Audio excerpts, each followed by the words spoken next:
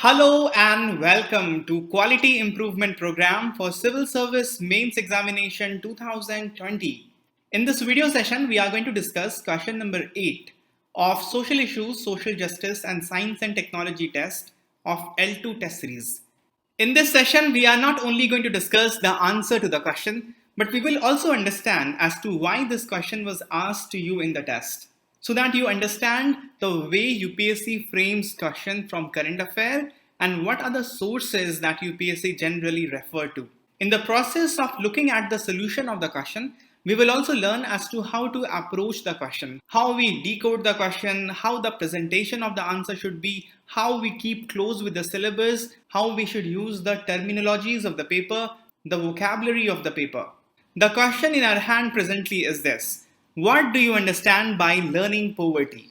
What are the reasons for learning poverty in India? Give suggestions to end learning poverty in India. There are 3 parts in the question, and the question is 10 marker for 150 words. So it will be a little bit of challenge to answer the question satisfactorily within word limit. Generally, in the 10 marker, there are 2 parts in the question. But if there are 3 parts, it's very natural that you will breach the word limit. If you look at the syllabus, you can go to 170, there is one very important topic. But before that, let's understand the importance relating of this development and management of social sector. There are 3 important. First of all, it is there in the syllabus. Human resources. Question every year without a gap is asked from this section of the syllabus, either on health or education or in general, employment, skill, employability of people, the human resources.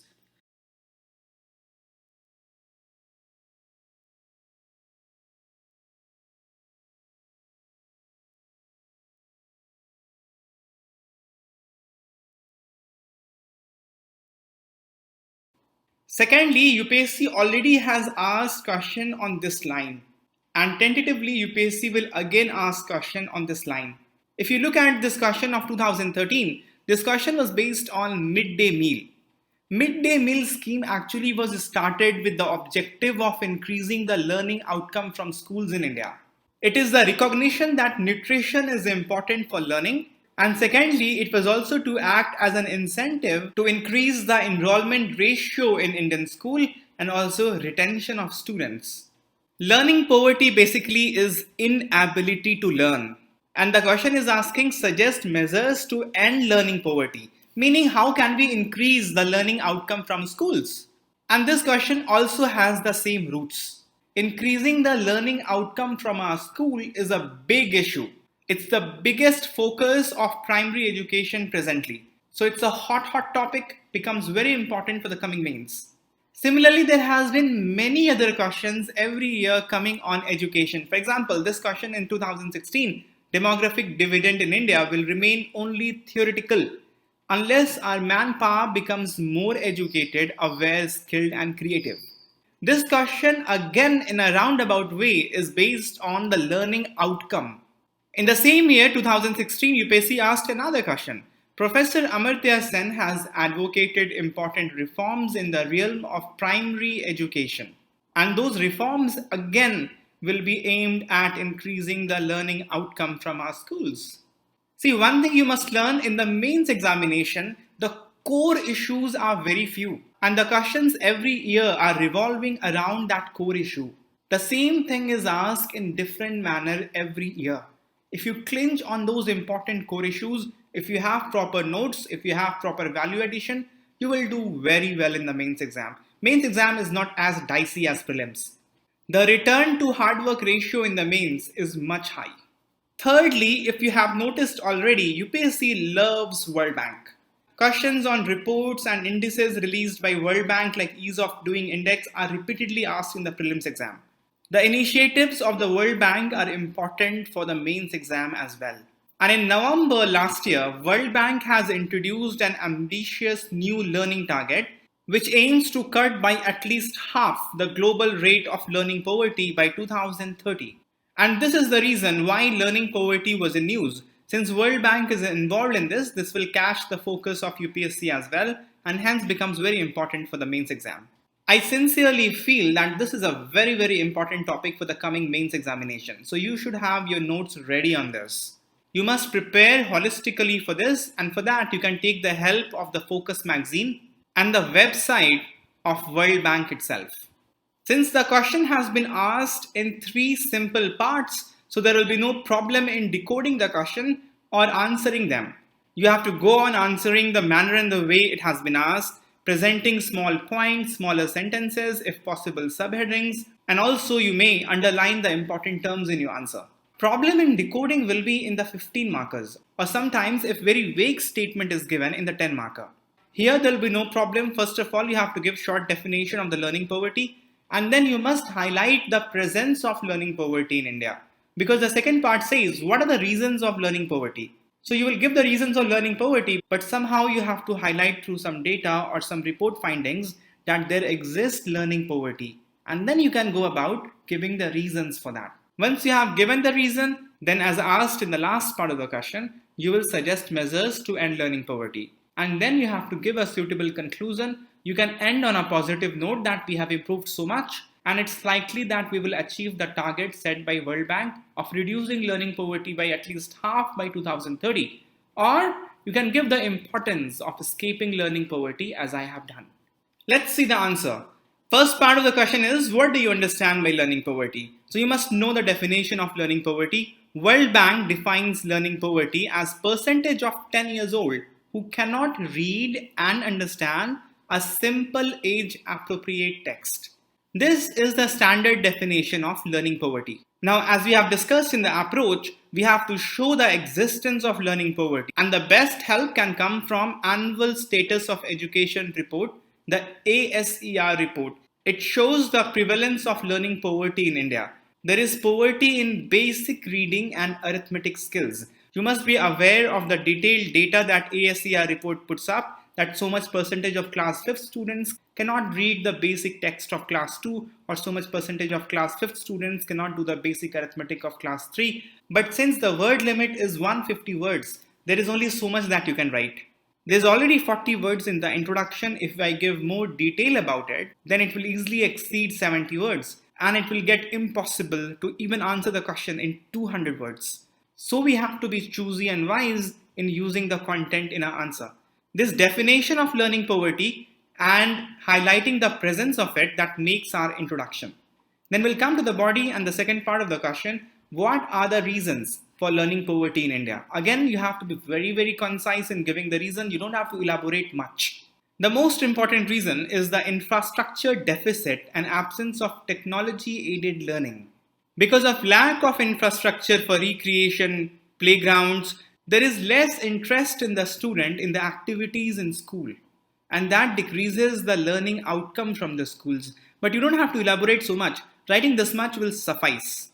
It also has been highlighted that even after RTE, there is lack of inclusive learning environment in Indian schools. Students from poor background, lower caste, they do not feel comfortable in the school environment, and that hampers their learning experience. The historic legislation in the field of education, Right to Education Act, has failed to perform as was expected from this. Role of teachers are very important in the initial stage of learning. In the beginning, the attention span of students are very less.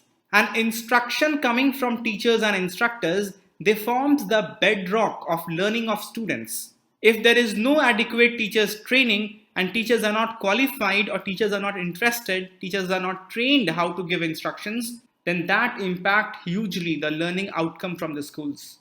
Then you have to give administrative and governance reasons. There is lack of accountability in Indian schools. School management committee, which is essential for implementation of RTE, are mostly dysfunctional. These are the major reasons why learning outcome from India is less and why there is prevalence of learning poverty.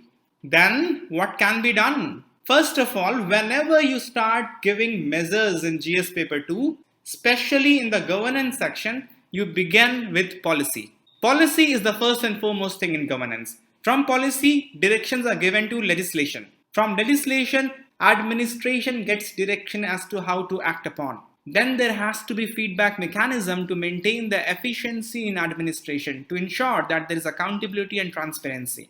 For that, you have to use certain tools like audit by CAG, social audit, citizens charter, role of judiciary will come in, and the regulatory bodies, they will come in.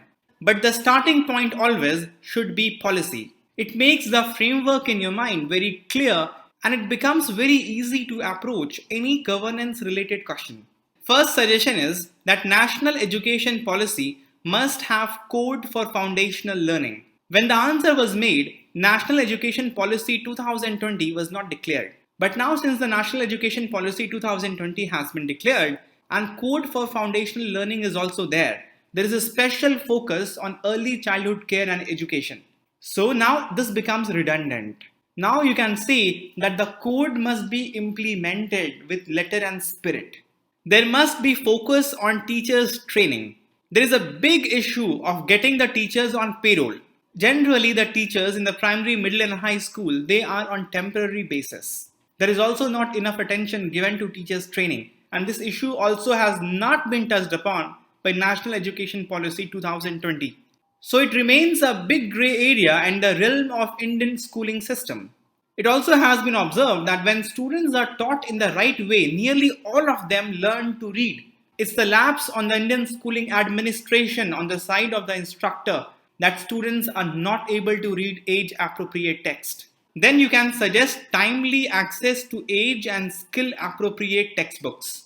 It also has been observed in many schools that students of class 2, 3, 4 and 5, they all are clubbed together and being taught the common text by the same teacher. One important thing National Education Policy 2020 has pitched for is education in the mother tongue, in the local language.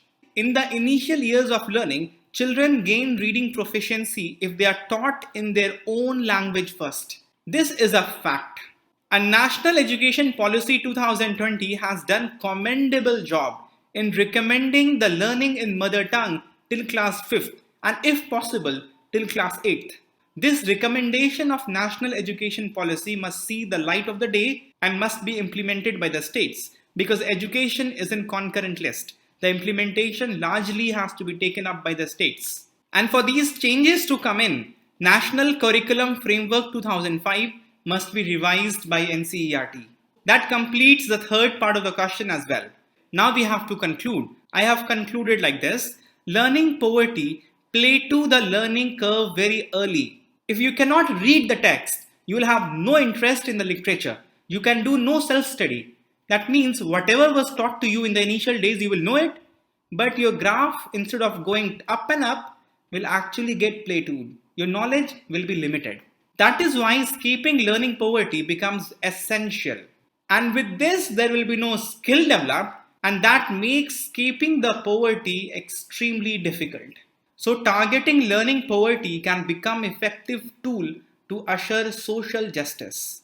Since this was a question from social justice section, it will be nice to touch upon this portion of the syllabus. Now we must evaluate our own answer. Was our answer relevant?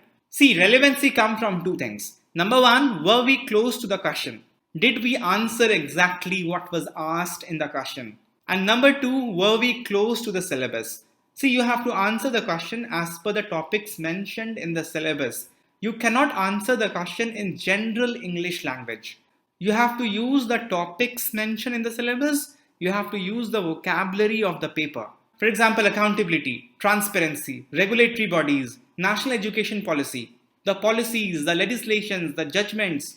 We have to use them. That's how the answer becomes relevant. Relevant to the question, relevant to the paper. We have used vocabulary of the paper. We also have used administrative, legislative policy measures by the Government of India. We have used a reference of ASER report. We have also used the reference of RTE Act.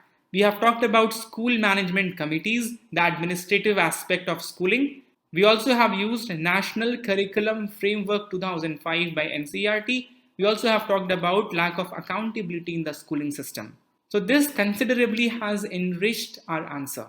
There will be no problem in the structure of the answer, especially in the 10 marker 150 words. If we divide the answer into simple introduction, body and conclusion, we use short sentences and subpoints, if possible, subheadings in the answer. We managed to answer the question in 175 words. When there will be 3 parts in the question, it will generally be not possible to answer the question in 150 words. So in that case, 175, that is the upper limit. You should not breach it. And we managed to not breach it.